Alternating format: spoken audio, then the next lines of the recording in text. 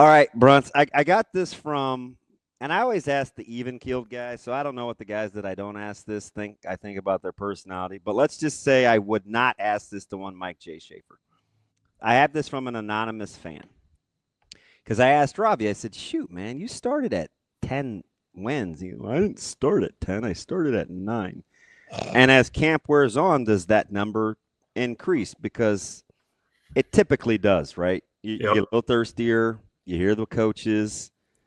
You hear the players. Kool-Aid goes down a little better with ice. He said, I'll tell you this. About 2 months ago, the hype and the outlook was really subdued. As we approach August, I can feel the optimism ramping up. It hasn't reached a delusional state yet, like I've observed in the past, but pitchers are definitely opened and ready for Kool-Aid. Does your board, do your constituents, do you echo that sentiment, Michael Bruntz? That there seems to be a I mean, a ramp up. Yeah, like you're more apt to stir with your hand than go get like a spatula or a spoon or something, right? I've been at 8-4 since the spring, and I still feel good about 8-4. I don't know. I would maybe go one win north of that if I'm feeling a little froggy. But I do think they're basically since like Big Ten media days. I think there's been a little bit of a ramp up.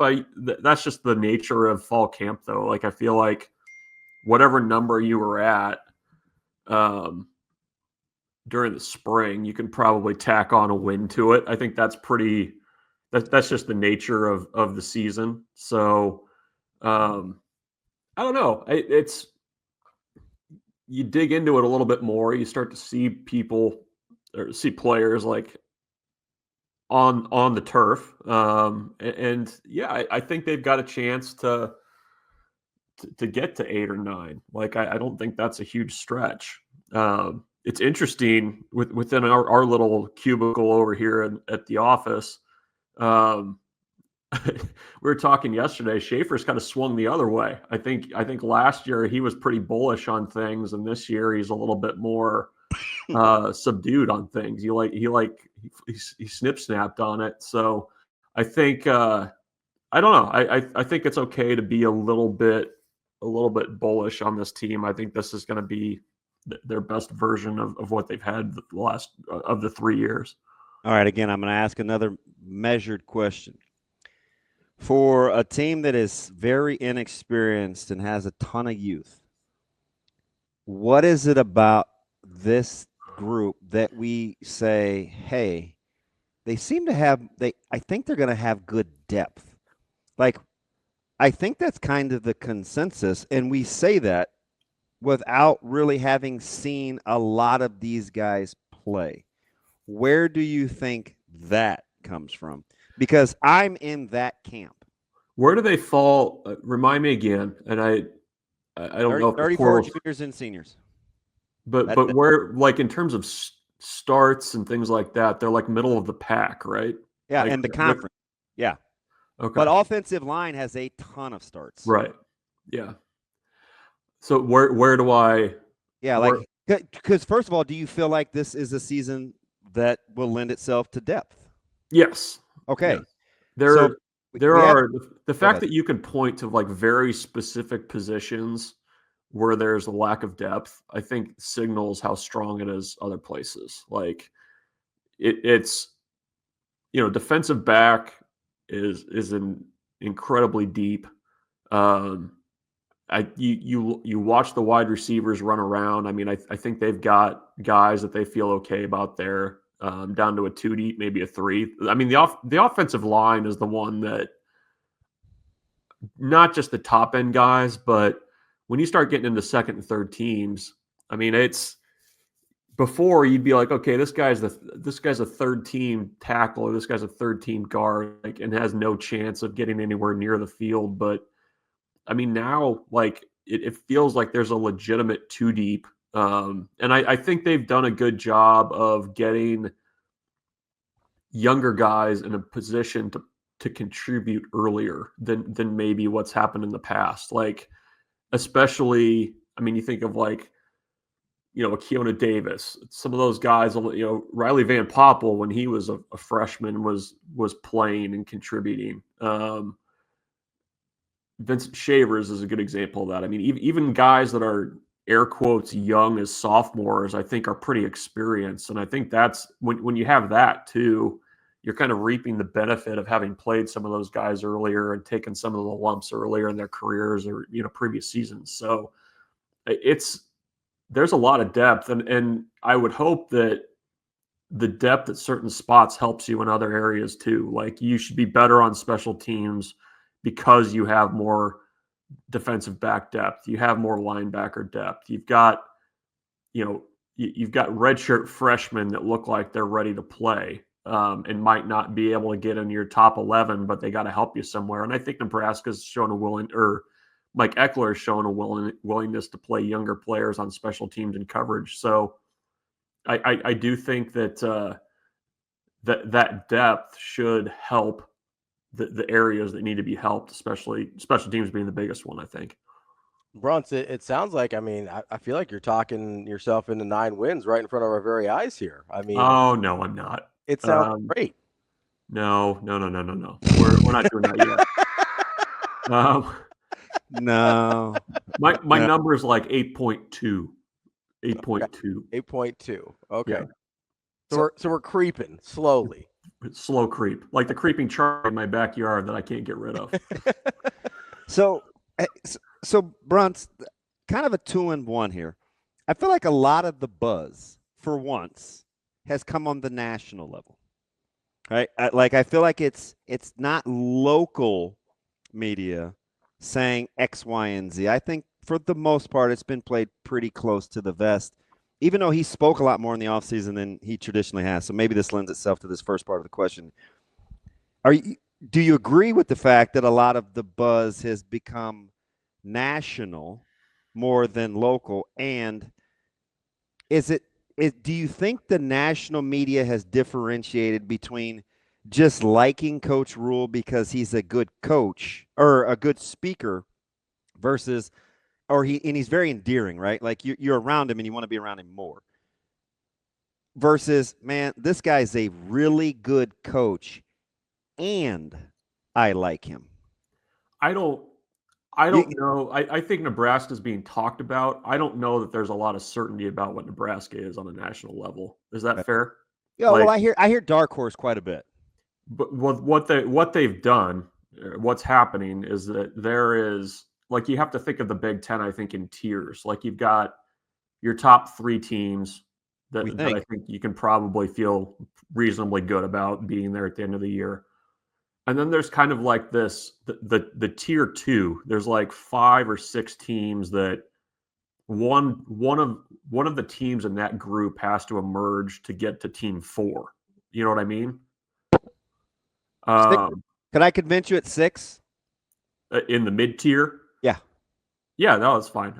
However many you say, like Nebraska, I don't think has been in that tier for a while. Like when Nebraska's been in that tier of like, maybe they can put it together, then they end up like in the back of the pack, struggling to keep up. Let's say I mentioned Nebraska last of the bunch, just because they haven't won more than 6 games in 8 years.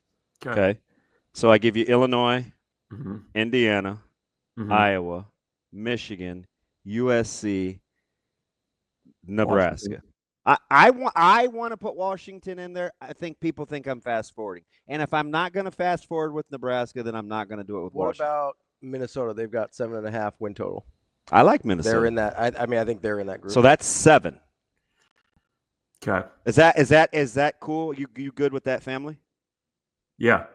I don't think we've forgotten anybody. I think Nebraska's in that pool with the national folks that I don't think that they were previously. Like, I think they were a bit of an afterthought, because I think whenever you hear the discussion about Nebraska nationally, it's not like there's a lot of qualifying going on, right? It's like Nebraska can take a big step forward if Dylan Raiola takes a big step forward. You're getting the Matt Year third year bump. Like there's a lot of that.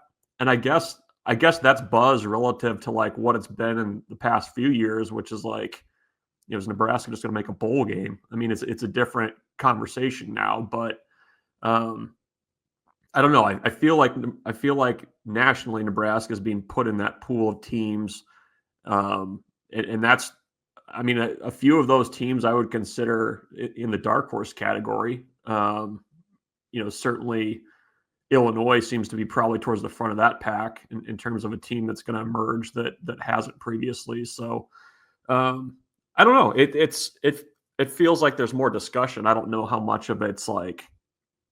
It just feels like there's a lot of questions still about Nebraska, but people are at least willing to watch for the answers. And I don't know that that's been the case in the past. Okay, let me ask you something, MB. Would you rather be Illinois with 17, 18 starters back, 70% production, kind of operating in the know, 3-year coordinator on offense, defense, and a 3-year starter at quarterback, and kind of be boxed, or a team like NSC or Nebraska where the ceiling is very intriguing, but you have a lot more unknown in terms of what's on the field? Because I feel like we're treating them differently, but we're putting them in the same bucket, if that makes sense. Yeah. Is there a bucket within the bucket? Like, is there a bucket? Is there a different bucket in the 17 bucket? I would probably say yes. I think it's like a Russian nesting doll. Like you've got the the thing that like you I put know inside the other thing and the other thing says that. So there's a small thing. There's another one. You're asking me if I would rather be a team that you feel like you can bet on more easily, like Illinois, because they have a returning quarterback, veteran line. It seems like we're treating the expectation levels differently. I'm fairly boring, so I think I'll take that box. That's an okay box to be in, isn't it? Like you would take that box. He said Russian. I think it depends on who you are. Bruntz, you are wild. And then, I mean, I don't know. I mean, I feel like I'd rather be in Illinois' box than what USC's got right now. Like, I think USC's got the potential for a high ceiling, but I don't know. I'd take my 10 wins and move on if I were an Illinois fan. 10, huh? I don't know. They have the same win. It's that fall camp Illinois talk. I'm ramping up that win total. They 9? No, I think it's going to be 9. No. Listen, I think I'm talking about 7.5. I think is their number. Illinois and Nebraska, and I asked because Illinois and Nebraska have the same. I know. I know. Right? Yeah. No. I think I would go with the. I would just take the veteran. I like some experience and I like a returning quarterback. Not a big ceiling guy. That's your personality though, right? Like I do think it matters who you are, because Illinois and USC are really the perfect examples here. Because if you're Illinois, as an Illinois fan who hasn't seen 2 good years in a row in 30 years, you probably are like, yeah, sign me up for the 9 wins again, like 100%. Whereas if you're a USC fan, you probably sit there and like, okay, we brought in all this talent for what? For 9 wins? Right? Like, so like you can be in the same box and feel very differently about how you got there, right? USC's ceiling talent-wise is much higher. Where Illinois is like, hey, we're building as a program. We can take another 9-win season, and that's a step in the positive direction. Yeah, no, that's fair. So, I think Nebraska's somewhere in between, right? Nebraska fans at this point would be happy, I think, with 8 or 9 wins because of where they've been. But I also think they look at the roster and say, hey, I think we can maybe do a little better. So that's the conundrum, right? Is you're like Nebraska, you're torn in between. You're half Illinois. Another Mary McGregor reference, Bruntz. Yeah. Yeah. I mean, in Nebraska's ceiling feels higher just relative to expectations. I mean, I agree. Where compared to Illinois? In Champaign or in Nebraska? You compared to what expectations, you mean? Yeah, because I think Illinois feels pretty good. No, what I mean, I think Nebraska has because I think nationally, probably, what is it? I think people are expecting them to be closer to the 7.5 number. For Nebraska? Yeah.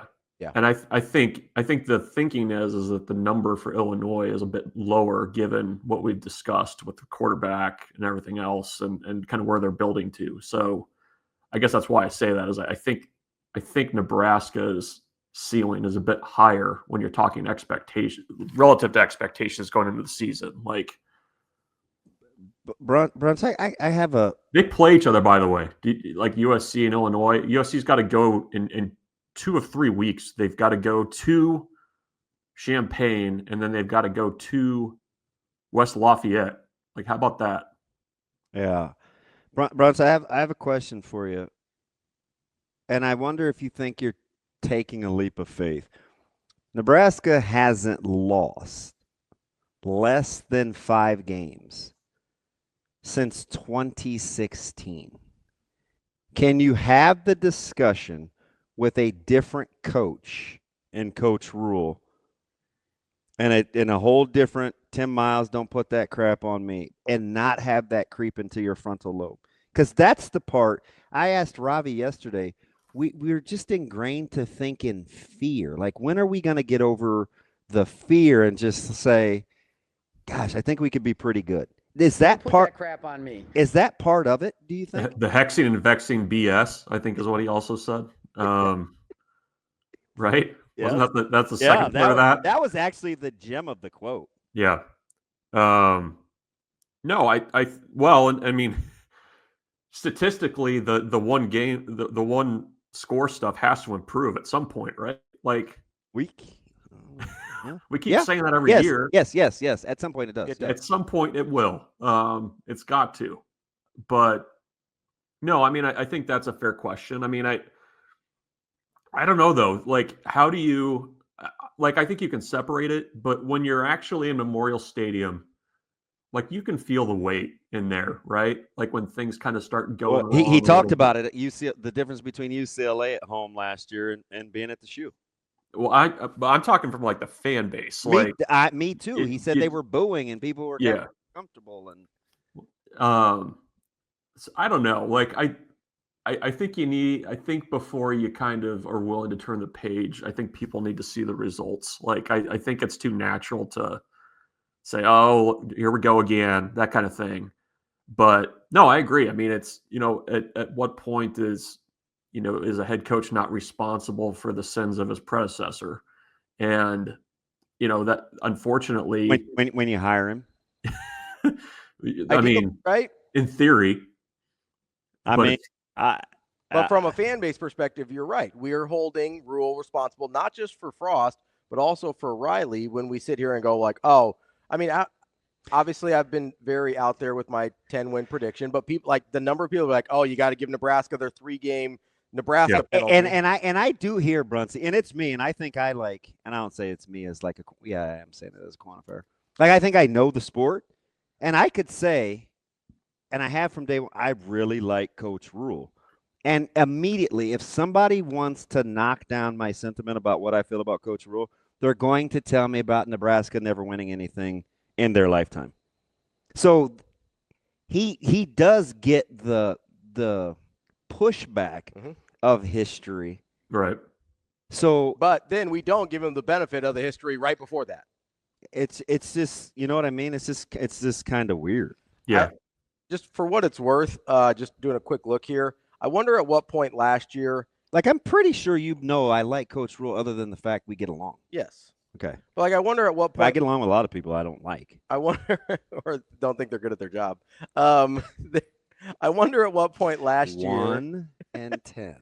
I wonder at what point last year Indiana fans decided that they weren't going to lose 5 games. Because outside of COVID year, which we've decided doesn't count, it had been early 90s since they had not lost 5 games in a season. So we're talking 30 years of this, right? Yeah. Where, like, so I wonder at what point, and I know Indiana and Nebraska historically are very different football programs, but I wonder at what point last year Indiana fans are like, oh, are we going to go to a college football playoff? Or, are we going to win double-digit wins? Do you think you get similar sentiment between Nebraska football and Indiana basketball, though? Like, because I think, like, that's very similar. You're absolutely right. Like, the context matters a ton.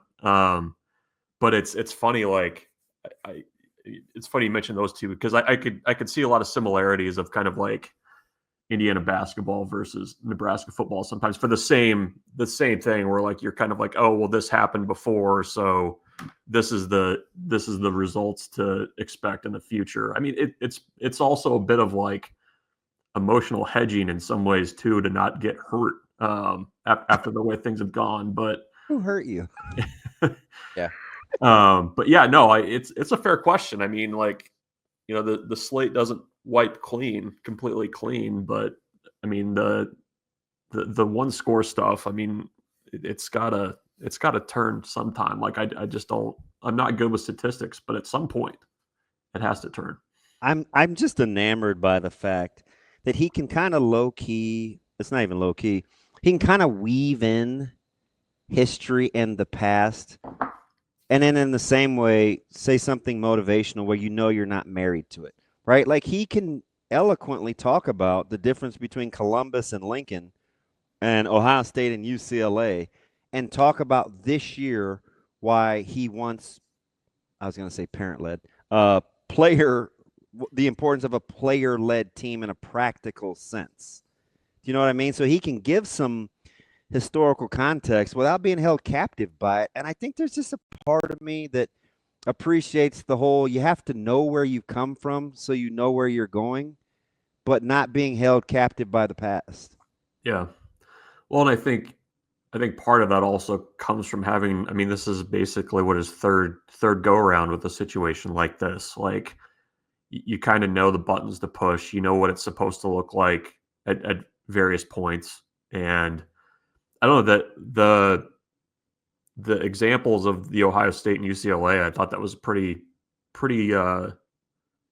helpful to kind of see, you know, what he's talking about, because I mean, I went back and watched the end of the second quarter in both of those games after he had talked about it. And I mean, it was night and day, just like he said about how they went into that. I mean, you know, Gus Johnson's losing his mind over John Hull's kick, and you feel like Nebraska just won the Super Bowl.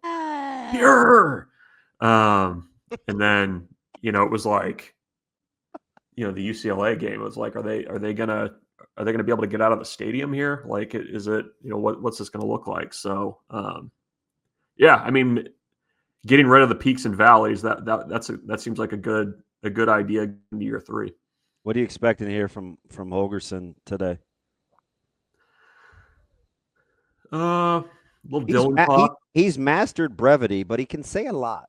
He can. He's always he's a good hang. He could listen. I mean, I'm curious about running backs. I think, I don't know how that can't be the discussion point going forward. Obviously, you know, Mosey moving over there probably deserves a question or two, given his skill set and what it seems like Dana wants to do or did at the end of last year. And I don't know. I love Mosey because he's electric with the ball under his arms, but he's not a better natural runner than Mekhi Nelson. I'll take that to my grave. You think he'll be a better receiver out of the backfield, though? I don't know. I mean, he's caught more balls. Yeah, but it's different coming out of the backfield versus lining up. I'm just saying, like, Mekhi seems like a guy, if I gave him the ball 10 times, he's going to score twice. I'm just telling you. Like, I could hand it to him, and something good is going to happen a quarter of the time. Do they have 4 now? Like, they want 3 or 4. Do they? Are they at 4 yet? I don't think you do yet. I have too much respect for the position to think that even a guy as gifted with the ball under his arms as Mosey can just step in and play running back. You can utilize him like that, but your offense still has pass protection. You still have concepts. Now he is smart. He's definitely smart enough from an IQ standpoint, and he's talented enough to get it. But you're probably talking about specific packages for him, not just plug and play as a 4th running back. Is that fair? I mean, I was a quarterback my whole life. I played running back as a senior, and there were so many things I left on the table because I just hadn't done it. You know, yeah. I look kind of dumb doing some of this stuff, but I don't know. It's got to be harder at that level. I don't know. We'll see. I'm cheering for him because He's electric. Because I mean, it's basically it's a test of your coaching, right? Like, can you either develop him enough to where you don't have to pigeonhole him into packages, or can you find specific things that he can do really well? I mean, that's probably the challenge with him there. But I mean, the running back stuff we need to ask about, and I don't know. I'm eager to see if they've found any big plays anywhere, because I think that's going to be getting vertical in the passing game. Important. Yeah. That's our guy, Michael Bruntz, Husker247. Bruntz, appreciate the time as always. We'll talk to you next week. 2 weeks in a row, I didn't get to the overrated question, but I've got it in the bag for next week. You keep saying that. You're stringing me along. I don't know if you got it. I sneak told Ravi after you hung up last week what it was going to be, and I think it's a good one. Okay. Keep it in the hopper. One of these days, we will get there. See you guys.